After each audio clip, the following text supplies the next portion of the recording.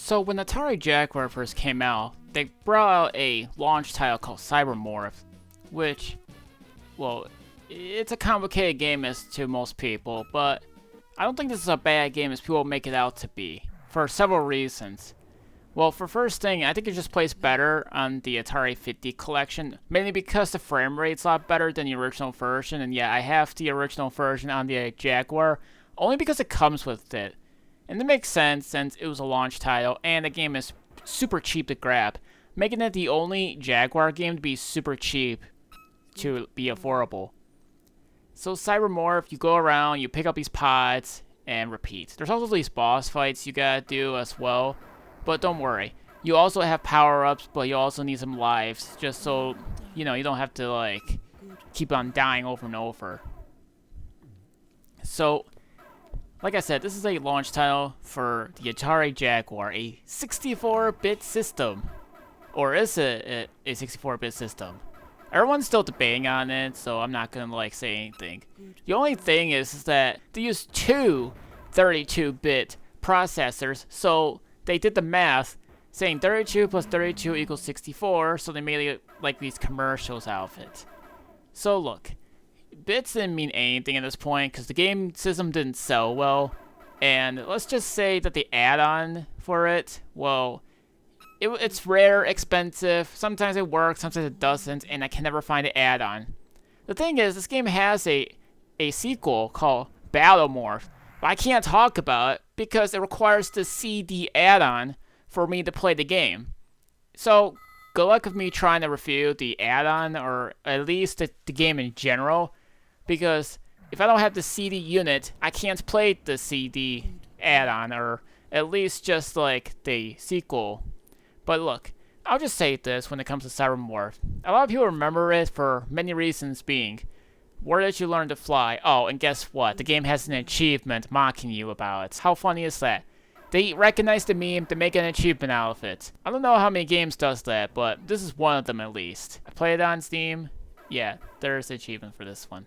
But like I said, you go around and you repeat. You just rescue pods, get out there, find a portal, that's it. Sometimes they tell you where they are, but sometimes they don't. So it requires you to do more exploration when it comes to this game.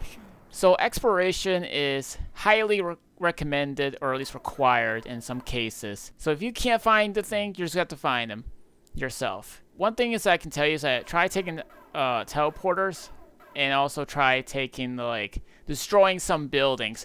Sometimes they hide them in there, so you just gotta do that. One of the main things is that every time when I see someone play this game, they said, oh, this game's bad, they just crashed a random wall and I don't see it coming. Well, people are playing the game wrong.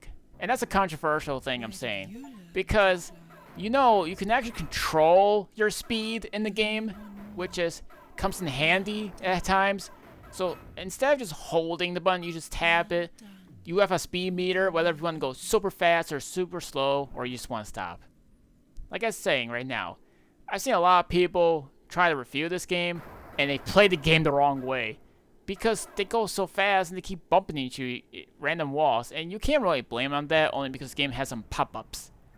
And look, this is a Jaguar game, so things like this is gonna happen. But the frame rate is mostly stable, but there are gonna be some frame dips here and there, but not terrible per se. But that's the thing I would just say about this game. It's not a bad game. If you guys give it the chance to play it, I think you guys will look into something you might actually love into it. I can't really say how long this game is because every time I keep playing it, there's you have to keep finding these pods, and you have to keep exploring these planet after planet after planet. You get to the boss, and then you go to the next thing. You think we're done playing the game, but there's more to do.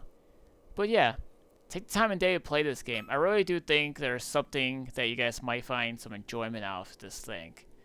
But yeah, it can get frustrating at times when it comes to finding some of these pods. You can't blame people for getting frustrated with the game. But at the same time, if people actually took the time and day to actually, control the speed meter that's in the game, which, again, comes in handy, then you have an easier time playing the game instead of just zooming around and then, oh, it's the game's fault. Well, no, it's not, because it's your fault for bumping into walls while going super fast and not knowing it. I'm just saying that. But there are going to be enemies that are going to be attacking you when you guys try to find the pod, so that's why you have the fire button to defend yourself. So when you find enemies, they either might steal the pods from you, so you may want to have to try to shoot them before they try to get away from you. So that's the main thing I'll also say. But sometimes when you shoot enemies, they come up with power-ups or whatever else there may be. There's like these, I don't know, there's like these missiles you can shoot or whatever. There's too many things I can't really say too much about it. I really like hardly use the power-ups anyways, unless if it's like a boss fight, but that's kind of like the main thing. I would use the power-ups, or at least save them for like boss fights.